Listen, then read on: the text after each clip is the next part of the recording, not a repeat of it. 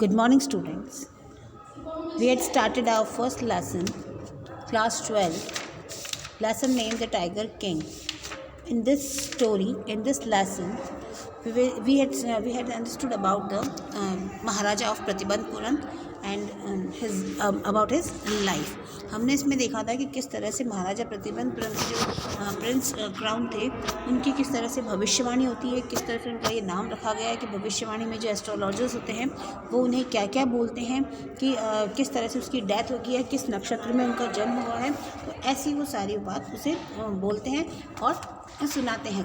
आगे फिर जब उसको जो 10 डेज़ का बच्चा होता है तो वो अचानक से बोल पड़ता है कि ओ वाइस प्रॉफिट, तुम इतने वाइस प्रॉफिट हो। तो सब लोग एक बार के रुक जाते हैं, ट्रांसफिक्स्ड हो जाते हैं कि ये क्या बोल रहा है, कौन कहाँ से आवाज़ आएगी। लेकिन फिर से आवाज़ आती है ओ वाइस प्रॉफिट, तब वो कंफर्म हो जाता है कि वो छोटा बच्चा है, वो ही बोल रहा है। और इस तरह से वो बोलते बोलते वो कुछ बात बोलता है कि आपने जो बात कही है कि जो व्यक्ति मेरी डेथ हो जाएगी, तो डेथ होना तो हर व्यक्ति के लिए होना ही है, क्योंकि लिविंग थिंग्स है तो डेथ तो होनी है। इसलिए आप अगर कुछ अलग बात बताते हो तो आप बताओ, वरना ये बात तो सब जानते हैं। तो जो चीफ एस्ट्रोलॉजर होता है वो आता है, उसके पास आता है, अपने नोज़ पर फिंगर रखता है और आश्चर्य फील करता है कि ये क्या हो रहा है। ये बच्चा न केवल बात कर रहा है, न केवल बात कर रहा है या भाषण दे रहा है, इवन आर्ग्यूमेंट भी कर रहा है, कुछ क्वेश्चन भी पुटअप कर रहा है, जो एक अविश्वसनीय इनक्रेडिबल थिंग है।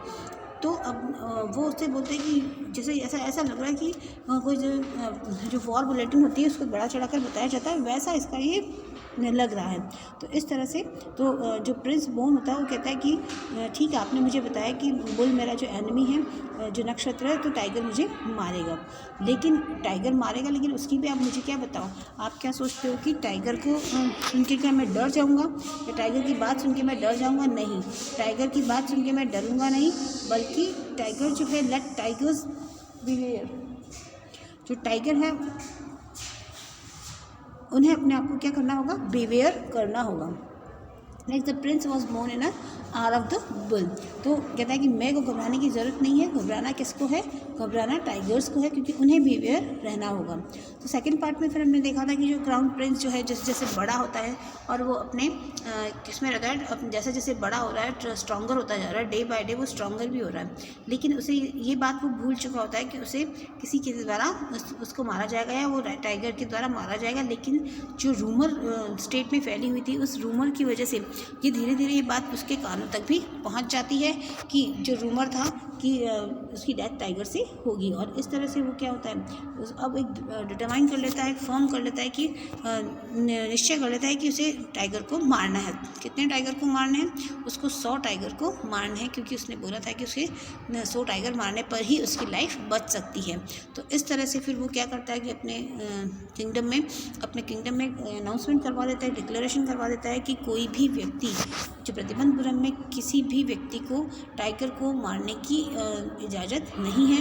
और उसे ये भी पता चलता है कि अगर अपनी सेल्फ डिफेंस में अपन किसी गाय को मारते हैं, काऊ को मारेंगे, तो एक बार वो गलत नहीं कहलाया जाएगा। इसलिए वो कहता है कि अब मैं टाइगर्स को मार सकता हूँ। तो उसने अपना टाइगर का मारने का मिशन जो होता है स्टार्ट करना चाहता है, स्टार्ट कर देता है। और फिर वो कहता है कि जब अपने प्रतिबंधपुरम में सारा बैंड लगा देता है कि कोई भी टाइगर को इवन टच या स्टोन थ्रो भी नहीं करेगा, वरना उसकी सारी प्रॉपर्टीज़ को सीज कर दिया जाएगा। इस तरह से सारी बात कंप्लीट होती है और फिर अपने राज्य में फिर वो धीरे धीरे अपने टाइगर्स को मारने लगता है। 1 ईयर में वो कितने 1 ईयर में 7 टाइगर्स को किल करता है। और इस तरह से 10 ईयर में उसने 70 टाइगर्स को किल कर दिया जाता है। लेकिन अब सारे टाइगर उसके राज्य में जो होते हैं, स्टेट में सारे टाइगर फिनिश हो जाते हैं। और फिर अब वो देखता है, अपने दीवान को बुलाकर कहता है कि दीवान साहब, अब आप कुछ करो।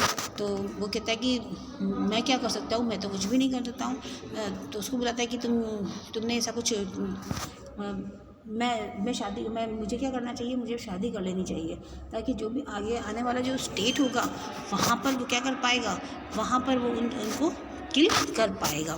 तो इस तरह से वो ये सोचता रहता है। और वो क्या करता है फिर उससे इस तरह से फूल जैसी बातें करता है और फिर महाराजा जो होता है उसको कहता है कि अब तुम्हें ये काम करना ही है कि तुम्हें मेरे लिए एक लड़की ढूंढनी है।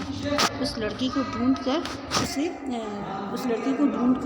उसे क्या करना है कि उसमें शादी करूँगा ताकि वो मैं वहाँ की पॉपुलेशन टाइगर पॉपुलेशन जो है ज़्यादा वहाँ मैं कर पाऊँगा। तो इस तरह से जो राजा जो दीवान होता है वो उसका ऑर्डर फॉलो करता है और फिर आगे उसकी मैरिज करवा देता है। इस तरह से वो 99 टाइगर्स को अडॉप्ट कर लेता है।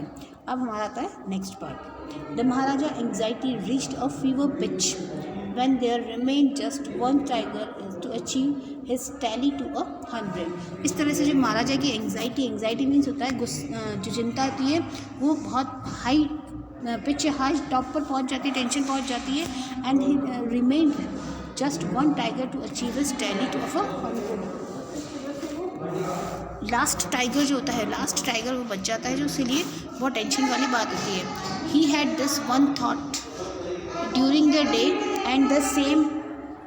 and the same drawn at night dream और सेम नाइट उसी सेम सपना उसी रात को वापस आता है।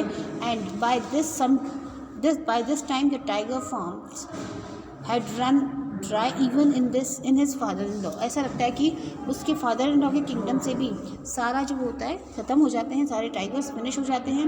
It became impossible to locate tigers anywhere. अब ऐसा लगता है कि टाइगर को ढूंढना ही इम्पॉसिबल हो रहा है, लोकेट करना ही इम्पॉसिबल हो रहा है।